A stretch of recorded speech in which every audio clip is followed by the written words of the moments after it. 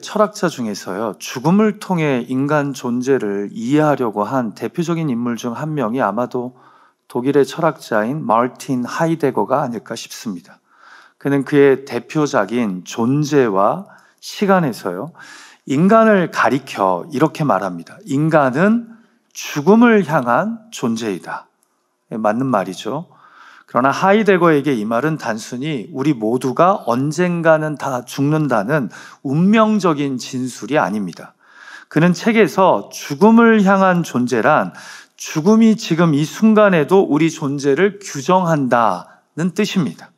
좀 이해하기가 어려우실 수 있는데요. 풀이하자면 죽음을 의식하며 살 때 인간은 비로소 자신의 삶을 진실하게 살게 된다는 겁니다. 즉 죽음을 단순히 피할 수 없는 두려움만으로 보는 것이 아니라 삶의 본질을 깨닫게 하는 거울로 철학자 하이데거는 본 겁니다. 내가 항상 죽음을 향하고 있는 존재임을 인정할 때, 나를 죽음 앞에 선 이로 규정할 때 비로소 내가 진실로 누구인지 또 어떻게 살아가야 할지 바르게 깨닫게 된다는 거죠. 한마디로 하이데거에게 죽음의 자각은 진정한 삶의 시작입니다. 그의 말이 철학적으로는 어려워 보이지만 사실 인생의 깊은 이 절망의 자리에서 우리 누구나 경험하는 진실 아닙니까? 사랑하는 이를 잃거나 죽음을 코앞에 두는 사건을 겪게 될 때 우리는 그 어느 때보다 삶의 의미와 본질을 묻게 됩니다. 무엇이 정말 중요한 것일까? 나는 어디로 가고 있는 것일까?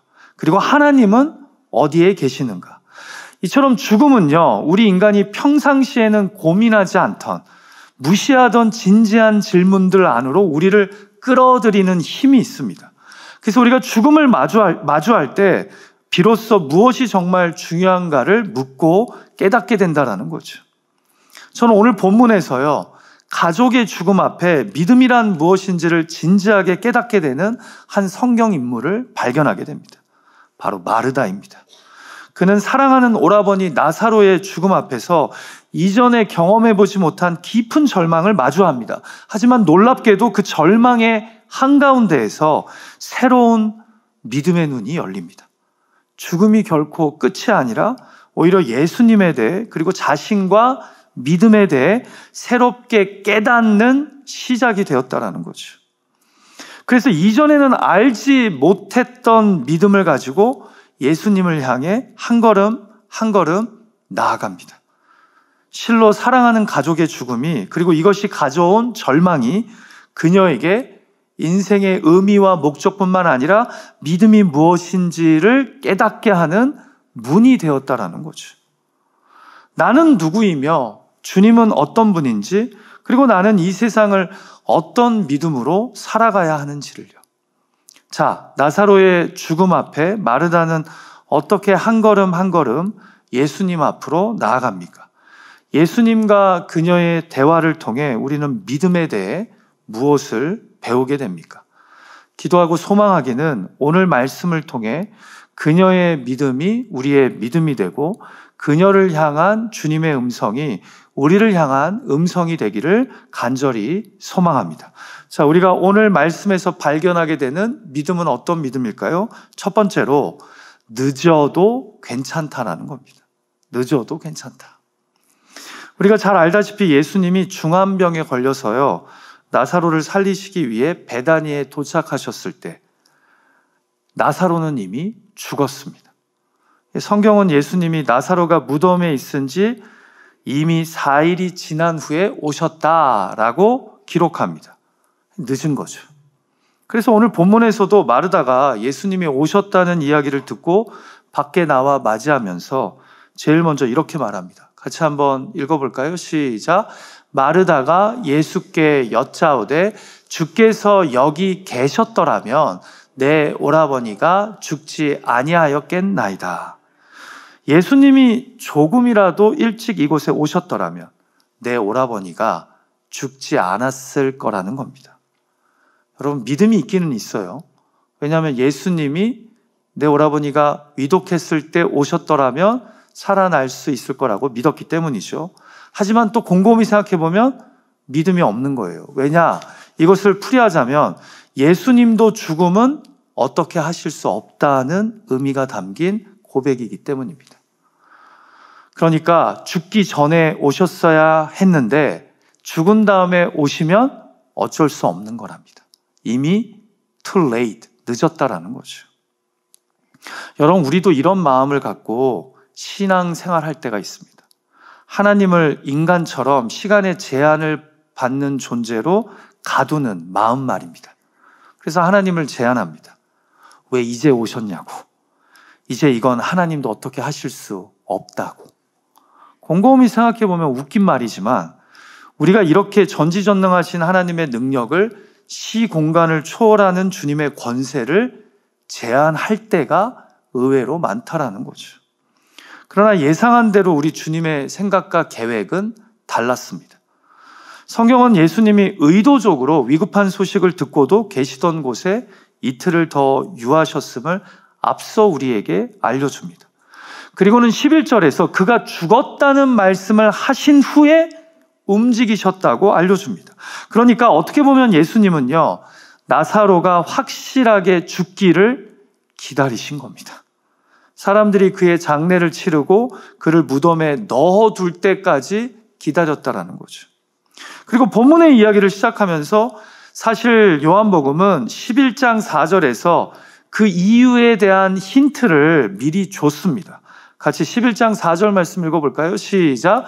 예수께서 들으시고 이르시되 이 병은 죽을 병이 아니라 하나님의 영광을 위함이요 하나님의 아들이 이로 말미암아 영광을 받게 하려 함이라. 맨 처음 사람이 와서 기별을 전하면서 지금 베다니 나사로가 위독한 가운데 있습니다. 주님께 빨리 와달라고 요청합니다. 처음 들으셨을 때 이미 주님은 말씀하세요. 이 병은 죽을 병이 아니라 하나님의 영광을 위한 것이랍니다. 그런데 그 다음에 더 명확한 힌트가 주어져요. 하나님의 아들이 영광을 받기 위한 일이랍니다. 무슨 말이에요? 죽은 사람을 살리시는 부활의 능력이 아들에게 있음을 알리기 위한 하나님의 영광이요, 그 아들이 우리를 위해 죽으시고 부활하실 분임을 암시하기 위한 영광이랍니다. 그래서 예수님이 늦으신 겁니다. 아니, 어떻게 보면 늦으신 것이 아니라 기다리신 거죠. 하나님의 때를요. 하나님과 그의 아들이 영광을 받으시고 하나님의 뜻이 이루어지는 그 때를요. 여러분, 영어 표현에 이런 말이 있습니다. It's delayed, not denied. 지연되었다고 거절된 것은 아니라는 겁니다. 그렇죠. 늦었다고 거절된 것도 끝난 것도 아닙니다. 주님의 응답이 더디다고 지연된다고 주님이 응답을 안 하시기로 작정했다는 뜻은 아니라는 거죠. 이건 다 누구 해석이에요? 저와 여러분의 해석인 거예요. 조급하고 인내하지 못하는 우리의 시간에 갇힌 생각이라는 거죠. 그러나 하나님의 시간은 많은 경우에 우리의 시간과 다를 때가 많습니다. 오히려 우리가 하나님의 전지전능하심을 믿는다면 그분의 늦음은 무능이 아닌 의도인 겁니다. 그분의 침묵은 부재나 무관심이 아닌 준비라는 거죠. 여기서 믿음이란 하나님이 하나님의 시간에 하나님의 방식대로 일하신다는 신뢰인 겁니다. 여러분, 85세의 약속을 받아서 100세 때 약속의 성취를 경험한 아브라함을 생각해 보십시오. 하나님의 시간이 우리의 시간과 같던가요? 형들에게 버림을 받아 애굽에서 노예 생활, 집사 생활, 감옥 생활을 한 요셉의 삶을 보십시오. 하나님의 시간과 뜻이 우리의 시간이나 뜻과 같던가요? 다르잖아요. 그래서 지연이 반드시 실패를 의미하는 것은 아닙니다. 하나님은 늦어짐을 통해 사실 더 큰 영광을 준비하고 계셨던 겁니다. 혹시 지금 우리 가운데 주님, 너무 늦으셨네요. 주님, 왜 아직까지 아무 응답이 없나요? 라고 질문하고 계신 분들이 있으십니까? 나의 가정과 일터에서의 기도하는 것들, 자녀들의 대학 입학, 취업, 결혼과 관련된 나의 기다림들. 그러나 잊지 마십시오. 하나님의 시간은요, 절대로 늦는 법이 없습니다. 오늘 성경은 마르다의 모습을 통해 늦으면 안 된다는, 죽음 후에는 안 된다는 인간의 연약하고 나약한 모습을 보여줍니다. 주님을 제한하려는 인간의 어리석은 믿음을 보여줍니다. 그런 우리에게 예수님은 하나님의 영광, 하나님의 시간과 뜻을 위해 지체하시며 도전하십니다. 인간의 시계는 멈춰도 나의 시계는, 하나님의 시계는 멈추지 않음을요. 하나님의 늦음은 무능이 아니라 의도인 것을 우리에게 말씀하고 계시다라는 거죠. 부디 우리 삶에 하나님의 침묵과 부재가 강하게 경험될 때 오히려 속도보다 방향을, 결과보다 의미를, 나의 뜻보다 하나님의 뜻을 깊게 묵상하며 인내할 수 있는 저와 여러분이 되시기를 주님의 이름으로 축복합니다. 늦어도 괜찮습니다. 여전히 우리는 전지전능하신 하나님의 뜻과 시간 안에 있기 때문입니다. 그렇게 한 걸음 한 걸음 예수님 앞으로 믿음의 발걸음을 내딛는 저와 여러분이 되시기를 주님의 이름으로 축복합니다. 자, 두 번째로 오늘 말씀에서 발견하게 되는 믿음은 무엇입니까? 지금이라도 가능하다는 겁니다. 자, 베다니에 오셨다는 말을 듣고 마르다가 예수님 앞으로 나아가 여쭙니다. 주께서 여기 계셨더라면 내 오라버니가 죽지 아니하였겠나이다. 그런데 바로 이어서 마르다가 예상하지 못한 놀라운 믿음의 고백을 합니다. 같이 본문 21절과 22절의 말씀 함께 이어서 읽어볼까요? 시작. 주께서 여기 계셨더라면 내 오라버니가 죽지 아니하였겠나이다. 그러나 나는 이제라도 주께서 무엇이든지 하나님께 구하시는 것을 하나님이 주실 줄을 아나이다. 아멘. 여기 나는 이제라도, 지금이라도. 사랑하는 예배자 여러분, 우리도 살면서 주님을 향해 여기 계셨더라면, 조금이라도 일찍 오셨더라면 하며 마르다처럼 탄식할 수 있어요. 우리도 다 시공간의 제한을 받는 인간이니까요. 그러나 우리 믿음의 대상이 인간이 아니라 전지전능하신 하나님 아닙니까? 그래서 마르다가 여기서 고백하는 거예요. 그러나 나는 이제라도, 지금이라도 예수님이 무엇이라도 하나님께 구하는 대로 하나님이 역사하실 줄 믿습니다.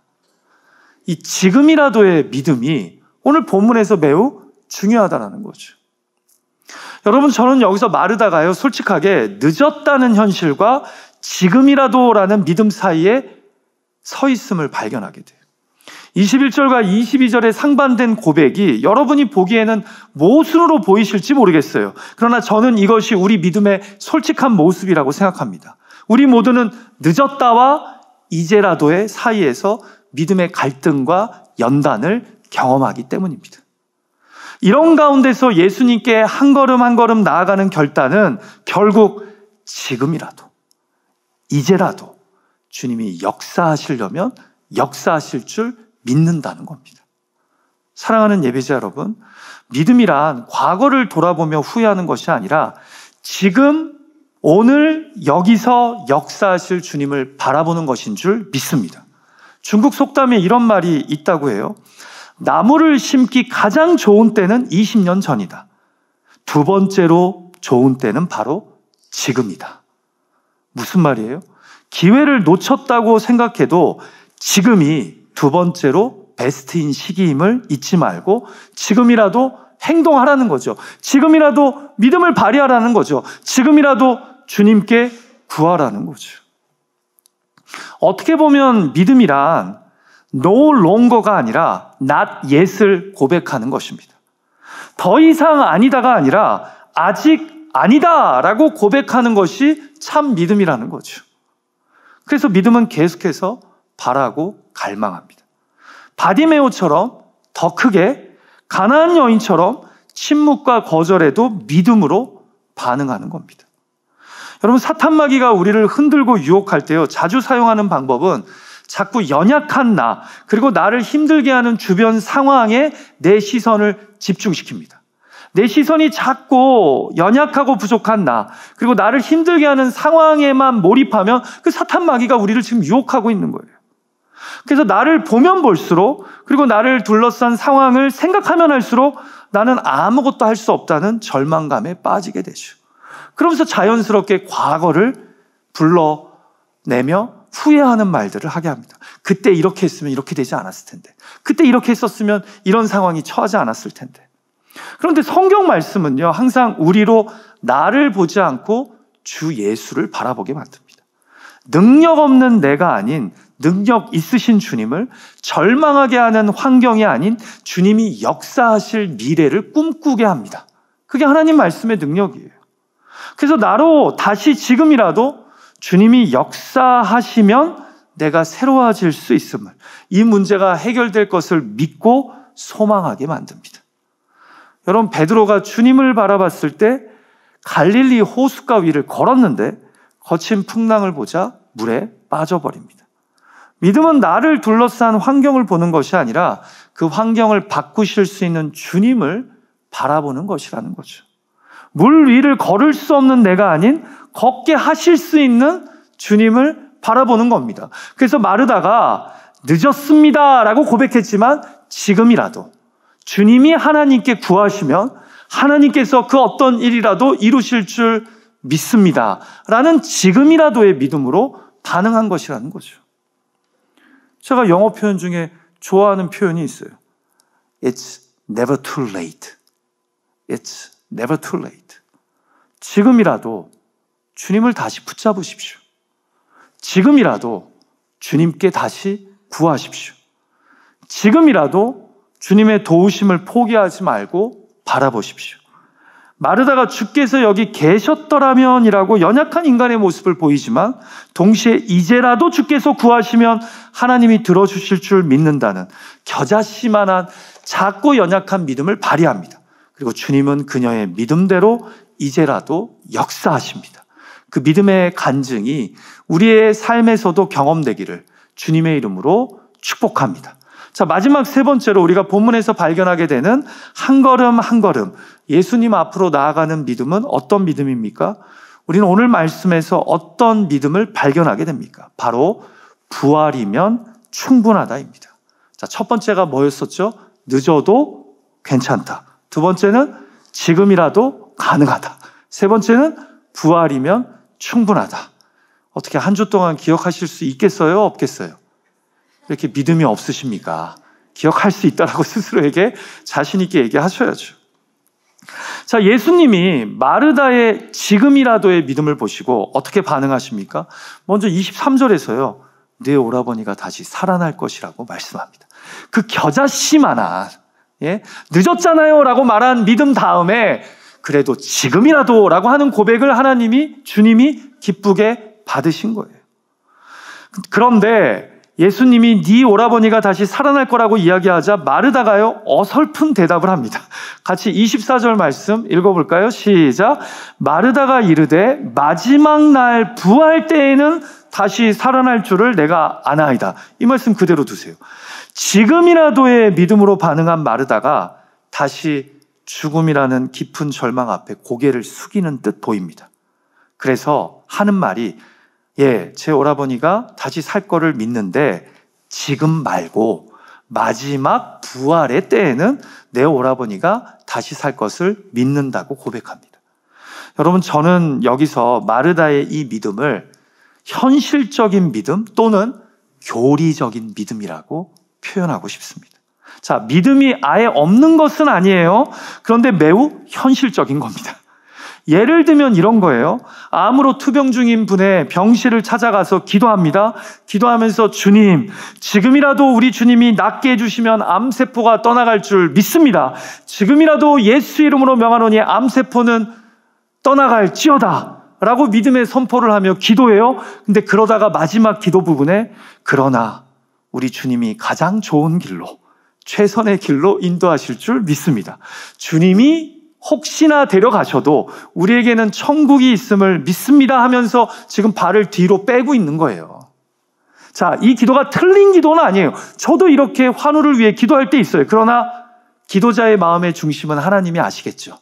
이게 끝까지 믿음 안에서 드려지는 기도인지 아니면 매우 현실적인 내 생각에 갇힌 기도인지를. 자, 또 제가 볼 때 이 고백은 매우 교리적인 믿음의 고백이에요. 마지막 날에 곧 주님이 오실 때 내 오라버니가 부활할 것을 믿는다는 것은 교리적으로 머리로만 아는 신앙이죠. 그리고 지금 당장은 알 수 없는 거예요. 미래에 일어날 일을 믿음으로 포장해서 고백하는 것이니까요. 하지만 예수님은 부활을요, 미래의 사건이 아닌 현재의 인격으로 바꿔주십니다. 그래서 본문 25절에서 이렇게 말씀하세요. 같이 읽을까요? 시작. 예수께서 이르시되 나는 부활이요 생명이니 나를 믿는 자는 죽어도 살겠고 무릇 살아서 나를 믿는 자는 영원히 죽지 아니하리니 이것을 내가 믿느냐. 자, 마르다의 질문에 현실적인 믿음, 교리적인 믿음에 예수님이 이것은 부활은 미래 사건이 아닌 현재의 인격임을 알려주시고자 뭐라고 얘기해요? 내가 부활이다. 내가 부활이요. 내가 생명이다. 라고 말씀하세요. 자, 이 말씀의 의미가 뭘까요? 보세요. 마르다는 마지막 날 부활 때 다시 살아날 줄을 내가 아나이다 라고 종말론적인 미래를 고백한 거예요. 교리적으로. 그러나 예수님은 내가 부활이요 생명이라고 말씀하시며 이것을 현재적 현실로 끌어옵니다. 그러니까 믿음은 언젠가가 아니라 지금 여기서 부활의 주님을 만나는 것이라는 거죠. 나중에로 미루는 것이 아니라 지금 이 자리에서 부활의 주님을 만나는 것이라는 거예요. 예수님께서 내가 곧 부활이요 생명이라고 선언하시는 것은 부활을 교리에서 인격으로 내가 곧 부활이요라고 했으니까 내가, 그리고 이론에서 관계로 바꾸시는 겁니다. 내가 곧 부활이요 생명이니 나를 믿는 자는. 그래서 이론에서 관계로 바꾸시는 거예요. 부활이신 주님을 믿고 주님과 함께 나아가는 것이 바로 믿음의 삶이라는 거예요. 그래서 오늘을 우리로 부활신앙으로 살게 만드신다라는 거예요. 자, 제가 아직도 무슨 말을 하는지 잘 이해를 못 하실 수 있어요. 잘 들어보세요. 여러분, 예수님은 나는 부활이다 하셨지 나는 부활할 것이다라고 하시지 않았어요. 그러니까 지금 이 순간, 이 절망 속에서도 부활의 능력은 현재의 능력으로 우리 안에서 작동될 수 있음을 말씀하는 겁니다. 잘 들어보세요. 믿음은 부활을 기다리는 게 아니라 부활이신 주님을 만나고 믿는 것인 줄 믿습니다. 부활은 나중의 약속이 아니라 우리에게 지금의 능력이 될 수 있다는 거예요. 부활의 믿음은 그래서 절망을 현실 부정으로 덮지 않습니다. 오히려 죽음의 현실 속에서도 그럼에도 불구하고 주님의 함께 하심을, 부활이요 생명이신 주님이 나를 지금 붙잡고 계심을 인정하고 고백하는 겁니다.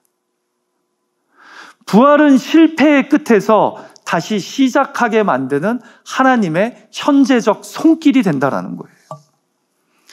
그래서 여러분, 우리가 잘 아는 살아계신 주, 그 복음성가의 1절 가사가 오늘 이 세 번째 메시지하고 매우 연관이 돼요.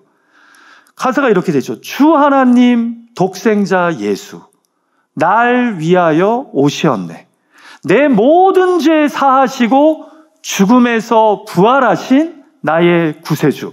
그 다음에 후렴이 어떻게 돼요? 살아계신 주 나의 참된 소망 걱정 근심 전혀 없네.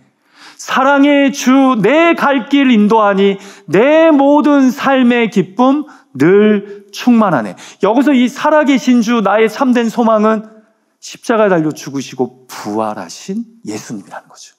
그 십자가에서 죽으시고 부활하신 예수님이 곧 부활이요 생명인데 이 주님이 나와 함께 하시기에 나는 이 세상의 고난과 이 세상의 어려운 현실과 절망을 부활의 주님 손 붙잡고 헤쳐갈 수 있다는 거예요. 그게 바로 교리적인 신앙, 현실적인 믿음으로 반응하는 마르다를 향해 예수님이 무슨 말이냐? 내가 곧 부활이요. 내가 곧 생명이다. 이것을 믿으면 네가 살아도 죽어도 살겠다라고, 네가 살아있으면 영원히 죽지 않는다라고 지금 말씀하고 계신 겁니다. 그래서 뭐라고요? 부활이면 충분하다는 겁니다. 부활이요 생명이신 주님이 나와 함께 하시면 충분하다라는 거예요. 우리가 오늘 세계 성만찬 주일로 이제 곧 성찬식을 가질 거예요. 여러분, 성찬은요 부활의 현재화입니다. 우리가 떡과 잔을 나눌 때 부활의 주님이 지금 여기에 함께 계십니다.